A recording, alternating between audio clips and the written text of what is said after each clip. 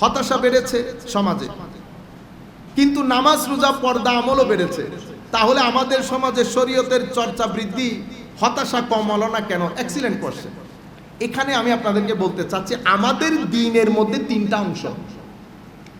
একটা হচ্ছে ইসলাম, একটা হচ্ছে ঈমান, একটা হচ্ছে ইহসান। ইসলাম আপনাকে শিক্ষা দিচ্ছে আপনি দ্বীনটাকে কিভাবে প্র্যাকটিস করবেন। ঈমান আপনাকে শিক্ষা দিচ্ছে আপনি বিশ্বাসগত বেসটাকে, ফেইথের জায়গাটাকে কিভাবে সুসংহত করবেন। ইহসান আপনাকে শিক্ষা দিচ্ছে আপনি আপনার ভিতরের জগৎটাকে কিভাবে ডিসিপ্লিন করবেন। কারণ নফস, মানুষের ভিতরে চরম এক অমানুষ বসবাস করে। এই মানুষের ভিতরে একটা উত্তম ফেরেশতা বসবাস করে। আমার সামনে কোরআনে পাকের মধ্যে সূরা ৩ আপনারা সবাই পড়েন, ওয়াত-তিন ওয়াজ-যাইতুন ওয়া তুর সিনিন ওয়া হাযাল বালাদিল আমিন লাকাদ খালাকনাল ইনসানা ফি আহসানি তাকওয়িম সুম্মা রাদাদনাহু আসফালা সাফিলিন। ইনসান আহসানে তাকওয়িম, the best of creation, from in and out. আপনার ইনসাইড স্ট্রাকচার এবং outside structure, this is magnificent and amazing. সেই কারণে আপনি ইচ্ছে করলে উপরের দিকে উঠতে পারবেন। উপরের দিকে উঠতে হলে এটাকে ডিসিপ্লিন করতে হয়। এতক্ষণ পর্যন্ত যেগুলো পড়েছি, আপনি এটা ডিসিপ্লিন মেনটেন না করে যদি শুধু শরীয়ত শিখেন, তা আপনি উপরে উঠতে পারবেন না। কারণ আপনার তো তবিয়তই পরিবর্তন হয় নাই। তো আপনি ওই জায়গায় থেকে যাবেন, উপরে উঠতে পারবেন না। হয়তো নিচে নামবেন না, কিন্তু উপরে উঠতে পারবেন না। আর আপনি যদি এটাকে ডিসিপ্লিন না করে, হায় হায়, আপনি নামাজগুলো ছেড়ে দিয়েছেন, সঙ্গটা অনেক খারাপ, আপনি নিচে নামতে থাকবেন, নামতে থাকবেন, নামতে থাকবেন। কোন নামতে নামতে মানুষ এত নিচে নামে, উলাইকা হুম কাল আনআম বাল হুম আদাল উলাইকা হুমুল গাফিলুন। এরা হিটলেস হয়ে যায়, এরা নিজের লাইফ নিয়ে চিন্তা করে না। কেন আসলাম? একদিন চলে যেতে হবে, চলে গেলে একজনের মুখোমুখি দাঁড়াতে হবে, ওখানে কিছু ঋণ পরিশোধের ব্যাপার আছে। এই ভয় প্রত্যেকদিন আমি দেখছি। আমার সামনে আমার পুরো জেনারেশন চলে গেছে, আমার চাচা চাচি, জ্যাঠা জেঠি, খালা খালু, কোনো কিছু আমার ভিতরে বিন্দু পরিমাণ দাগ কাটছে না। আমি হিটলেস হয়ে গেছি। যখন গাফেল হতে হতে নিচে চলে গেছে, আমার আল্লাহ বলছেন এই চতুষ্পদ জন্তুর চেয়ে নিকৃষ্ট হয়ে গেছে। এর সামনে তুমি রাত দিন আর তেলাওয়াত করলো, আর কোনো কাজে আসবে না। এখন আমরা নামাজ পড়ছি ঠিক, আমরা দিনটাকে আংশিক প্র্যাকটিস করছি।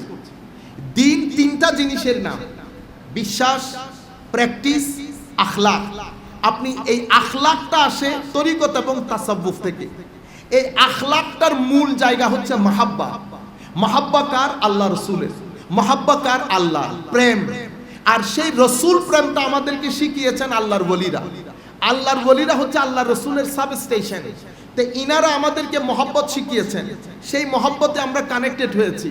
এই মহব্বত আমার ভিতরকে ডিসিপ্লিন করার অন্যতম একটা মাধ্যম। আমরা শিক্ষা থেকে পরিপূর্ণরূপে এই জায়গাটা বাদ দিয়েছি। ওয়েস্টার্ন ওয়ার্ল্ডের একটা প্ল্যান থাকে থার্ড ওয়ার্ল্ড কান্ট্রি নিয়ে, তারা চায় যে কোনো মূল্যে তরুণ প্রজন্মকে একটা গডলেস ওয়ার্ল্ডের দিকে নিয়ে যায়। গডলেস ওয়ার্ল্ডের দিকে নিয়ে গেলে অবজেক্টিভ থাকবেন আপনি যা মন চাই করতে পারবেন। সেই গডলেস ওয়ার্ল্ডে নিয়ে যাওয়ার জন্য আমাদের রিলিজিয়াস কিছু মানুষ, আমাদের মতো মানুষকে ইউজ করা হয়েছে। তাইলে আমরা কোথায় বাড়িটা লাগিয়েছি? আমরা মানুষকে মাজার বিমুখ করার চেষ্টা করছি। তৌহিদি জনতা, কিছুদিন আগে আপনারা নাম শুনেছেন, আমাদের ভাইরা তো, আমাদের তো ভাই। কিন্তু তৌহিদ যদি আপনি কেউ মানেন, তৌহিদ তো একটা নূরের নাম, একটা মহব্বতের নাম। আপনি তো অসাধারণ একটা মানুষ হওয়ার কথা ছিল, আপনি তো আপনার সঙ্গ দিয়ে মানুষ পরিবর্তনের কথা ছিল। আপনি জ্বালাও পোড়াও করতে পারেন না, কিন্তু জ্বালাও পোড়াও হয়েছে। কারণ আমরা মাজার বিমুখ করতে চাচ্ছি। মাজার বিমুখ হলে মহব্বত বিমুখ হয়, মহব্বত বিমুখ হলে ধর্ম বিমুখ হয়। সেই কারণে এখানে নামাজ বেড়েছে ঠিক, আসল নামাজ বাড়ে নাই। আমাদের তরিকত তাসাব্বুফ যেটা, কাদ আফলাহাল মুমিনুন আল্লাযীনা হুম ফি সালাতিহিম খাশিউন। সালাতের সাথে খুশু, খুশু মানে your spiritual presence, presence of your non corporeal side. আপনি নামাজে দাঁড়িয়েছি ঠিক, বলি তো আমি নামাজে আছি কিনা? আমি কিন্তু এই কথাটা বলে আমার এই উত্তর শেষ করে দিচ্ছি। পাকিস্তানের একজন বিখ্যাত সুফি সাধক, তবে গ্রামীণ, একদম সাধারণ মানুষ, উনি মসজিদের পাশে বসে আছেন। একটা ছেলে খুব দ্রুত গতিতে আসলো, অজু করলো, নামাজ পড়লো, অতঃপর চলে গেল। উনি ডেকে বললেন, বেটা এদিকে আসেন। বেটা এটা আপনি কি করেছেন? তো আমি নামাজ পড়তে এসেছি। কার নামাজ পড়তে এসেছে? তো কেন? আল্লাহ। এত মহান আল্লাহর নামাজ 2 মিনিটে শেষ হয়ে গেল। তখন সে চলে যাওয়ার সময় সে বুঝতে পারে না উনি কি বলতে চাচ্ছেন। সে চলে যাওয়ার সময় উনি বলছেন, আমি এটা আপনাদেরকে বলি, পাকিস্তানের একটা ভাষার নাম ডাডিয়াল। তো ডাডিয়াল ভাষায় বলছেন, উত্তু দুয়ে লত্তা গোড়ে তেরি अंदर रही पलीती दुनियादारा रब दे नाल भी 420 तू कीती। को তুমি এসে বাইরে ধুয়ে ভিতরের ময়লা ভিতরে রেখে নামাজে দাঁড়িয়ে গেছো, অথচ তোমার ভিতরে অশ্লীলতার ময়লা, হিংসার ময়লা, অহংকারের ময়লা, আরো কত জাতের ময়লা সব নিয়ে নামাজে দাঁড়িয়ে গেছো। তুমি কি মনে করেছো যিনি তোমার সামনে দাঁড়িয়ে উনি তোমার ভিতর দেখেন না? ভিতরের ময়লা ভিতরে রেখেছো, তুমি আল্লাহর সাথেও কি 420 গিরি করলা? তাইলে আমার নামাজের যে অ্যাট্রাকশন সেটা খতম হয়ে যাচ্ছে কেন? কারণ ওই কানেকশনটা হয় আপনার কলব বাতেনের কারণে। সে কারণে নামাজ বাড়ছে, কলব বাতেন মরে যাচ্ছে। সত্য বলা সওয়াবের কাজ, এটা জানাটা ইলম। সত্য কোন সময় কোন জায়গায় কতটুকুন বললে মানুষ উপকৃত হবে সেটা জানার নাম হিকমা। হযরতে লুকমান হাকিম, হযরতে লুকমান, ওনার নামই হাকিম। তাইলে আপনি ইন্টেলেকচুয়াল হিউমিলিটিটা আমরা পেয়ে যাব। এটা আমাদের আখেরি কথা হবে। আমি চাইতেছি না অনেক লম্বা করে, আমাদেরও চট্টগ্রাম যেতে হবে। খুব ভালো হতো 3-4 ঘন্টা ভালো করে কথা বলতে পারতাম, কারণ আমরা হচ্ছি ছাত্র, আপনারাও ছাত্র, একই পরিবারের ভাই বোন মিলে কথা বলছি। শিক্ষক হলে অনেক চিন্তা থাকতো আপনাদেরকে কিছু শিখাতে পারতেছি কি পারতেছি না, এটা একটা টেনশনের কাজ। এখন আমার তো কোনো টেনশন নাই, আমার হচ্ছে আমি বলতেছি আপনারা শুনেন, অতঃপর যদি আপনারা কিছু বলতে চান আমরা শুনবো। কিন্তু আমরা খুব সামান্য অতি সাধারণ একজন ছাত্র। দোয়া করবেন আল্লাহ যেন আমাদেরকে ছাত্র হিসেবে রেখে দুনিয়া থেকে উঠিয়ে নেন। কেন জানেন? ছাত্র থাকাটা আমাদের ইসলামিক ক্লাসিক্যাল সায়েন্সের মধ্যে একটা ব্লেসিং। আমার নবী হাদিসে পাকে ইরশাদ করেছেন, মান সালাকা তারিকান ইয়ালতামিসু ফিহি ইলমান সাহালাল্লাহু লাহু তারিকান ইলাল জান্নাহ আও কামা ক্বালা রাসূলুল্লাহ সাল্লাল্লাহু আলাইহি ওয়াসাল্লাম। তো যেই ব্যক্তি জ্ঞান অন্বেষণের পথে হাঁটলো সেই ব্যক্তির জন্য আল্লাহ জান্নাতের রাস্তাটা সহজ করে দেন। মনে রাখবেন, আমাদের এই ধর্ম কবর কেন্দ্রিক না। যেই ব্যক্তির জন্য আল্লাহ জান্নাত রেখেছেন সেই ব্যক্তির দুনিয়ার জীবন অনেক শীতল হয়। সেই ব্যক্তির সংস্পর্শে বসলে মানুষ উপকৃত হয়।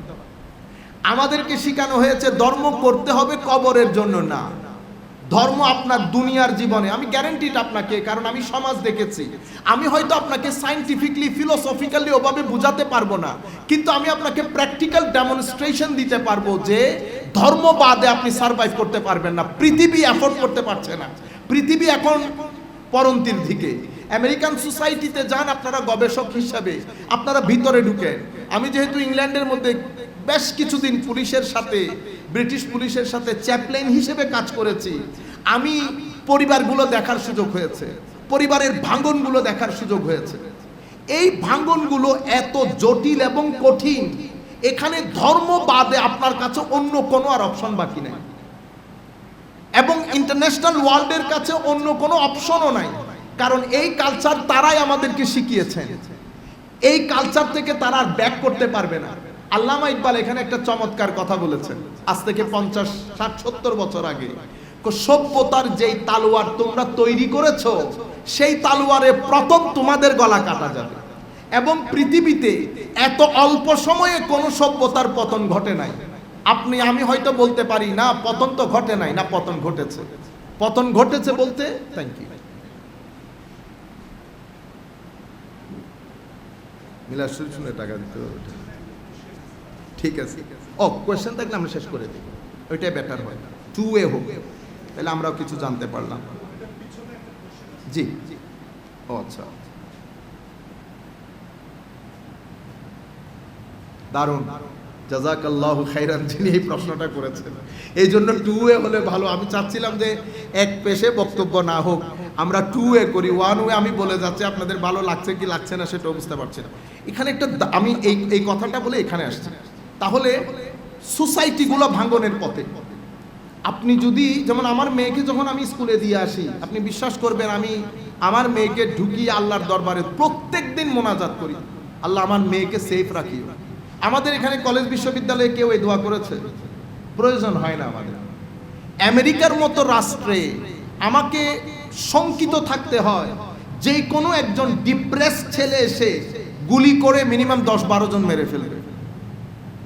আমি বলছি, আমি আবার একদম ওই ধরনের ক্রিটিসাইজ করছি না, আমি বলছি ডেভেলপমেন্ট হয়েছে। এট দ্য সেম টাইম এই ডিফেক্টিভ ওয়ার্ল্ডের ডিফেক্টগুলো যদি আমরা তুলে না ধরি তাহলে তো রিয়ালিটিটা সামনে আসবে না। অনেক রিসার্চ হয়েছে, কিন্তু রিসার্চের ভিতরে, ডেভেলপমেন্টের ভিতরে আমাদের সমাজের মধ্যে পচন যেটা ধরেছে সেটা থেকে বের হয়ে আসার কোনো উপায় নাই।